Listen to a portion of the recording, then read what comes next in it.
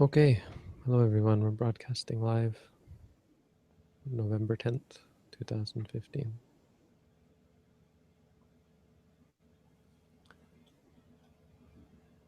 What's our quote look like today?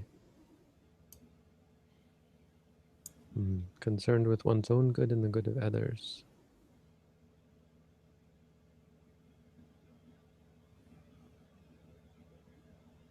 Want to read us the quote, Robin? Sure. How is one concerned with his own good and the good of others? Concerning this, a certain person is quick. He grasps teachings that are profitable. He has learned by heart and by understanding both the letter and spirit of the Dhamma and walks in accordance with it. He also has a beautiful voice and delivery, possesses urbane speech, distinctly and clearly enunciates so as to make his meaning clear. He teaches, urges, incites, and gladdens his companions in holy life.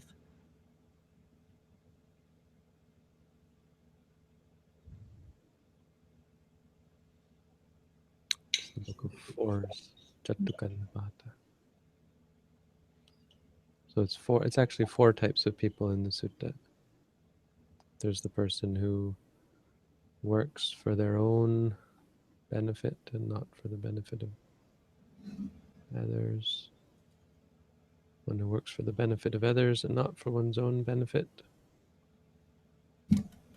And one who neither works for one's own benefit or of others, and then one who works for both. So what is to one's own benefit? One's own benefit is being quick in attending to wholesome teachings, being able to retain in mind the teachings one has heard, and examining the meaning of the teachings, and then practicing in according to the Dhamma.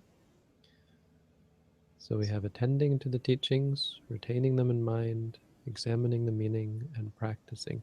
These are the four, I think these are the four qualities of a Bahusutta, someone who is said to have learned much in the Buddha's teaching, is attending to them. Kipa nipati, I think, something is quick to attend. Kipa nisanti. Nisanti. Quick observation, or quick to pay attention, maybe.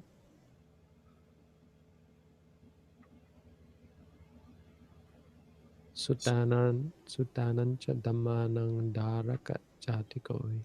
Second is someone who memorizes, and able to retain in mind the teachings he has heard. Number three, examine the meanings. Examine the meaning of the teachings you have retained. So it's not enough just to listen, but you have to be someone who is keen to listen, keen to hear. You have to be able to retain. Apart from that, you have to be able to keep it in mind. This is a skill we have to learn.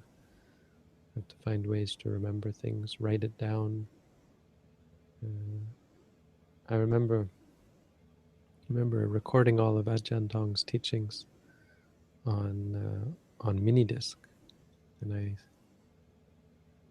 don't know where those mini discs are. I think I left them in Sri Lanka, but I have the WAV files somewhere. Hopefully, I transferred it all to WAV eventually. But I used to listen to these talks and try to figure out what he was saying, because he'd quote Pali, but his pronunciation is a little bit unique, and so trying to look up the Pali, I would spend a lot of time searching for these things, and once I figured out exactly what he was quoting, I would write it down and commit it to memory.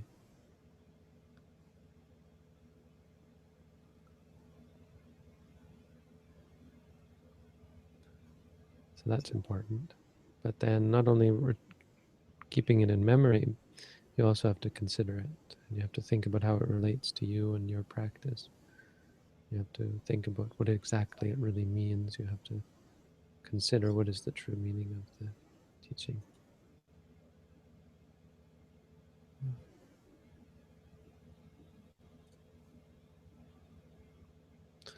And finally, you have to put it into practice. Practice in according to it. That's the fourth. So that is what's good for oneself. That's someone who does that is working for one's own welfare. But if one does all that and is not a good speaker, or is a speaker but it doesn't have a good delivery, doesn't brush up their speech, that it becomes polished, clear, articulate, expressive of the meaning, and one does not instruct, encourage, inspire, and gladden one's fellow monks, then one is not working for the welfare of others. So to work for the welfare of others, you have to be a good speaker with a good delivery. You have to be gifted with speech that is polished, clear, articulate, expressive of the meaning, and you have to instruct. You have to use that speech to instruct, encourage, inspire, and gladden others in the Dhamma.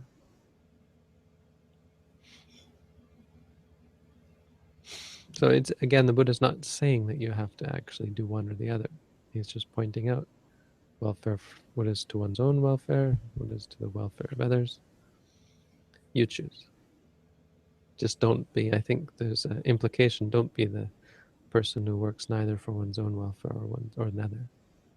And probably don't be the one, well, pretty clearly, don't be the one who works only for the welfare of others, because that's counterproductive. If everyone's working to the benefit of others, then no one actually ever benefits.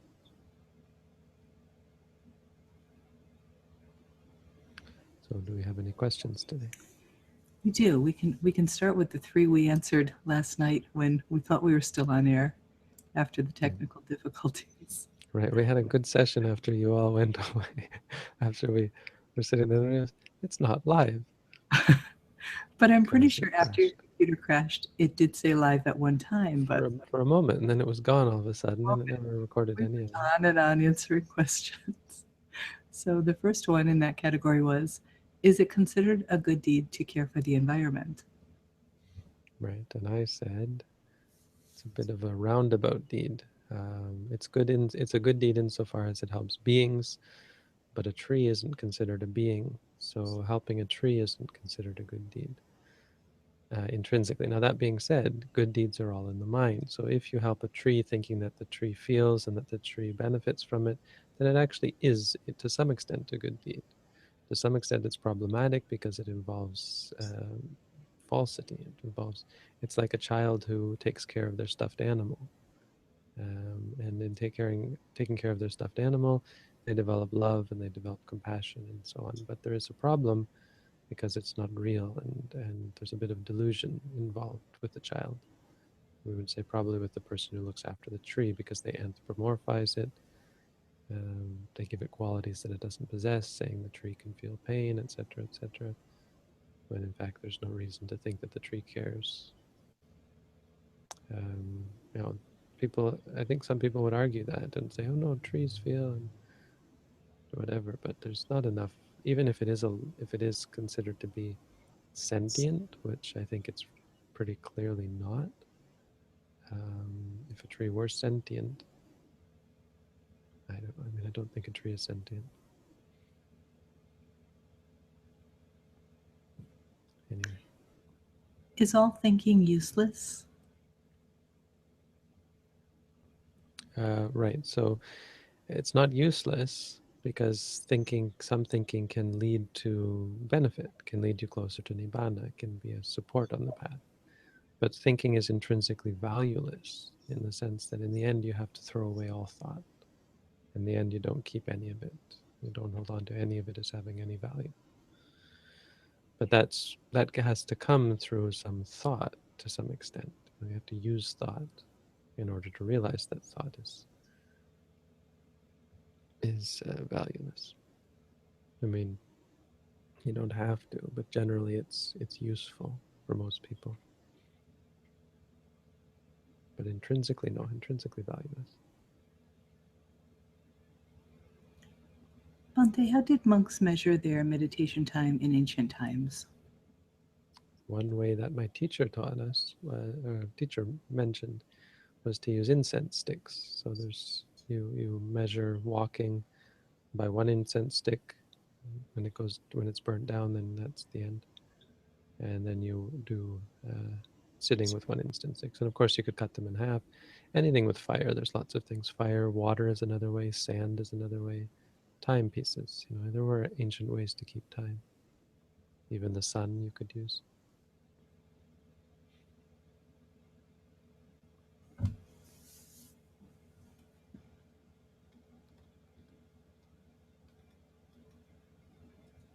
Hello, Bante. I want to start learning Pali language. Can you please give me some suggestions? Thanks. Spend your time meditating. Here's a person who's yellow. Uh-oh. Well, Oh, he's done some. that Here, was she's done some. yesterday. That was yesterday. Oh, yeah. Okay, so it's, yeah, yellow for a reason. Um, yeah, well, don't bother too much. If you're a monk, it's a good thing. If you're not a monk, it's generally a bit difficult because you've got lots of things, other things to think about. So the amount of Pali that you're going to learn and that you're going to use is limited. If you're still dedicated to learning Pali, well, you have to find someone who teaches it properly. There are ways of learning it out there, but most of them are not based in the English ones. Most of them are not based on the traditional way of learning. So I tried to put together a course, put together a little sort of a guidebook and a course that went along traditional lines, but I've never really had enough time to take it seriously.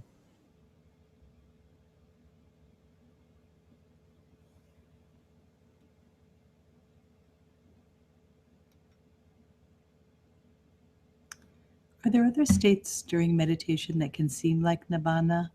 In other words, a peaceful trance where one doesn't feel body or time and there is nothing to note? That's nothing like Nibbana. What you're describing is nothing like Nibbana.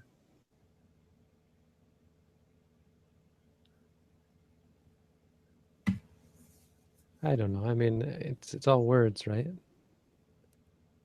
But if it seems like anything, then it's not Nibbana. If it feels peaceful, then it's not Nibbana. It feels quiet, still not Nibbana. There's no feeling in Nibbana.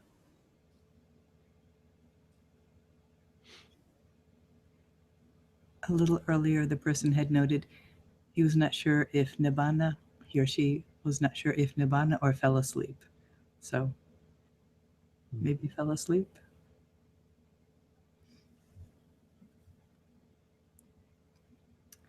Sometimes when a thought form arises, I just note it and it stops, but other times I get engrossed and lose myself in it.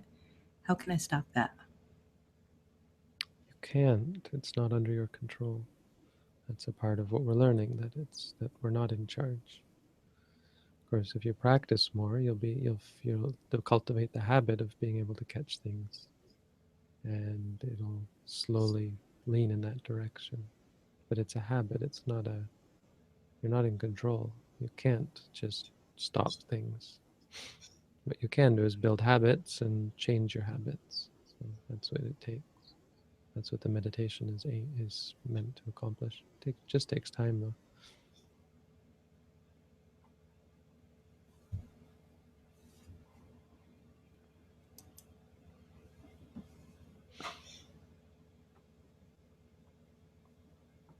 Is that it? We are all caught up and still live. Right.